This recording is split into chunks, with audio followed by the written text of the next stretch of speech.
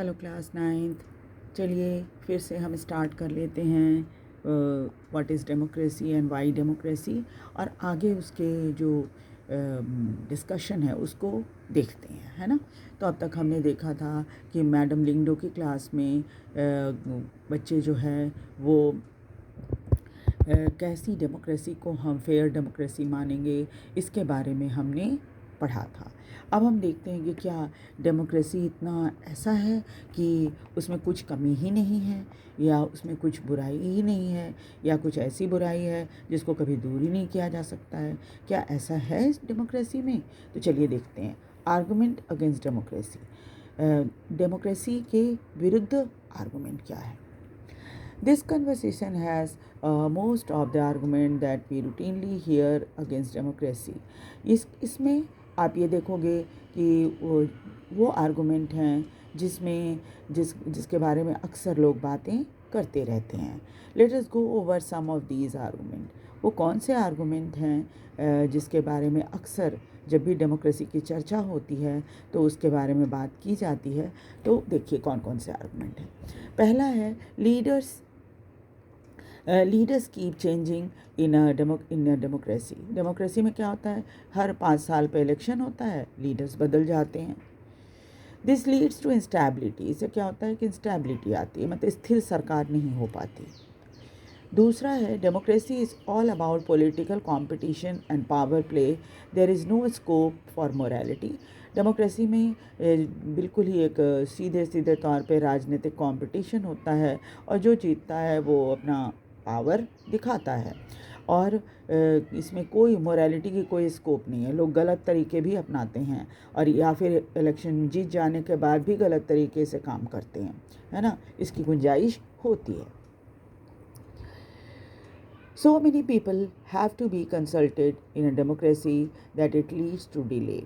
उसके बाद ये इस आर्गूमेंट के बारे में हम पहले भी पढ़ चुके हैं कि बहुत सारे लोगों से, क्योंकि डेमोक्रेसी का, प्रजातंत्र का मतलब ही होता है कि आप जितने ज़्यादा से ज़्यादा लोगों से कंसल्ट करो, उनके साथ सलाह मशवरा करो और तब आखिरी फ़ैसला लो। तो कई बार फ़ैसला अच्छा तो होता है, बट ये बहुत टाइम लगाता है।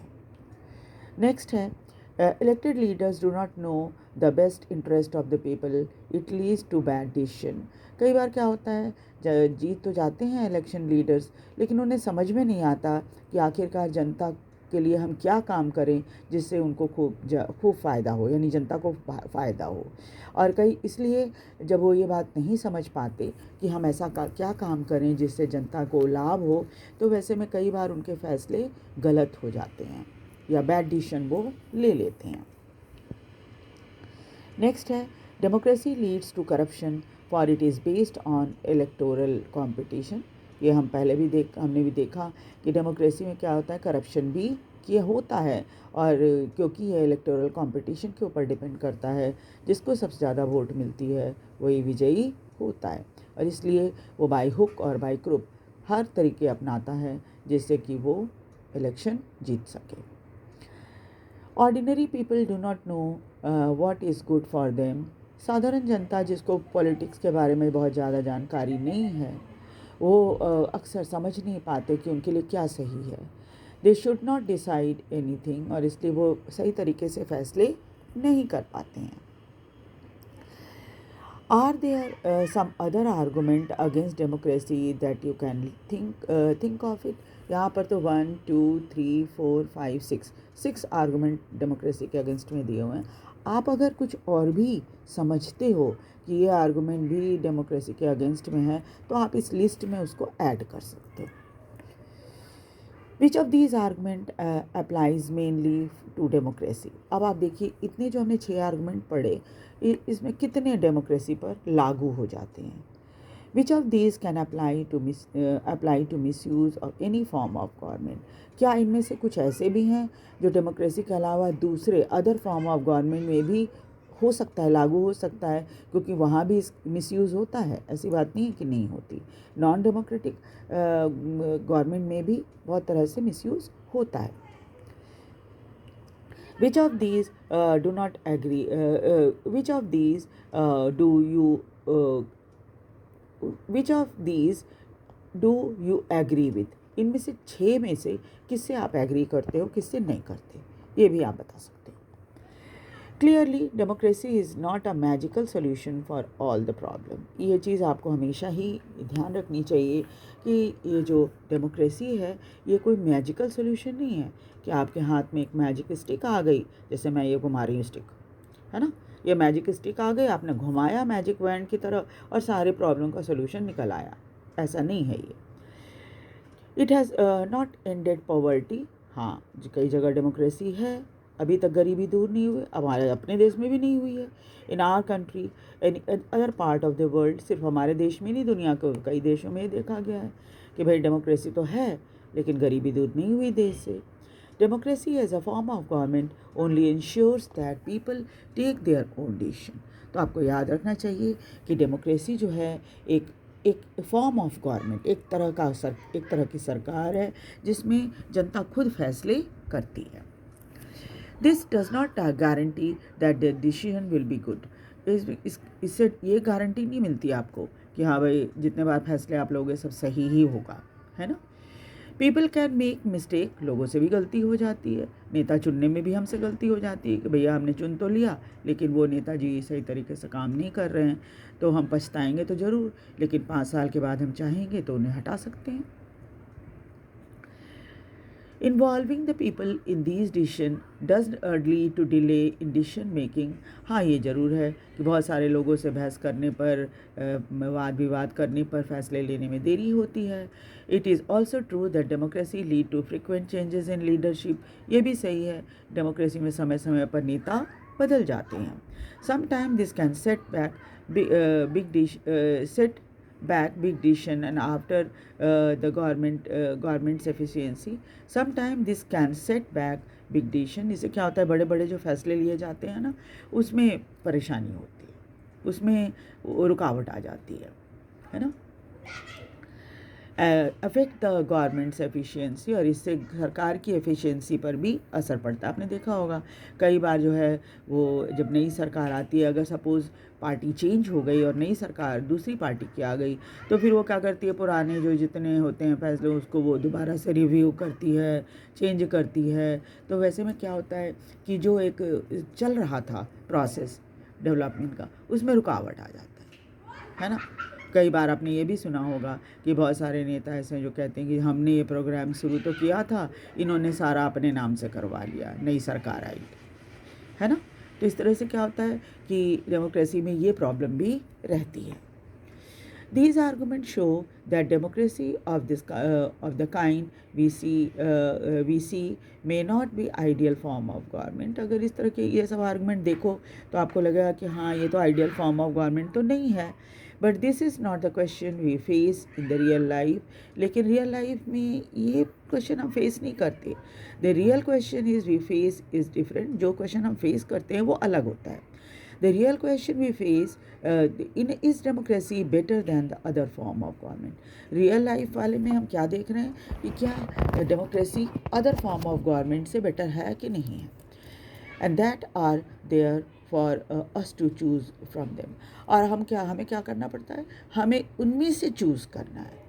जो बहुत सारे डेमोक्रेटिक और non democratic form of government है, अब उसमें से हमें चूज़ करना है कि कौन हमारे लिए सबसे बेटर है। अब हम देखेंगे argument for democracy. Argument for democracy का मतलब है कि ऐसा फैसला जो डेमोक्रेसी के फेवर में, जो विवाद डेमोक्रेसी के फेवर में रहता है। China's famine in 1958 to 61 was the worst recorded famine in the world history।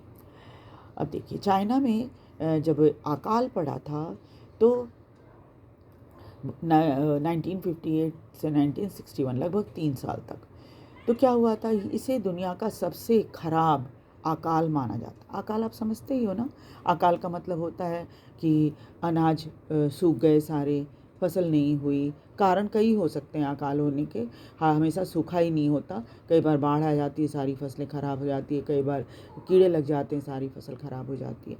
तो इस तरह से क्या है, चाइना में 3 साल तक लगातार अच्छी फसल नहीं होने के कारण अकाल पड़ गया, और ये कहा जाता है कि दुनिया का सबसे खराब अकाल है, अकाल था।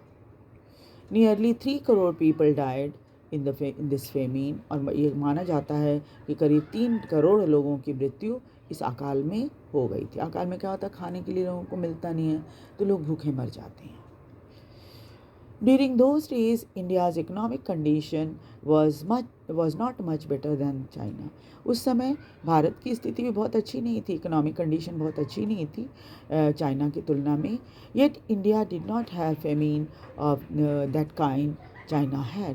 लेकिन भारत में ऐसा अकाल नहीं पड़ा जैसा चाइना में हुआ था। इकोनॉमिस्ट थिंक, जो इकोनॉमिस्ट लोग हैं, अर्थव्यवस्था के बारे में जो बताते हैं, उनका कहना है this was the result of different government policies in the two country. ऐसा इसलिए हुआ था कि दोनों देशों की जो पॉलिसी थी, गवर्नमेंट की पॉलिसी, वो अलग अलग थी।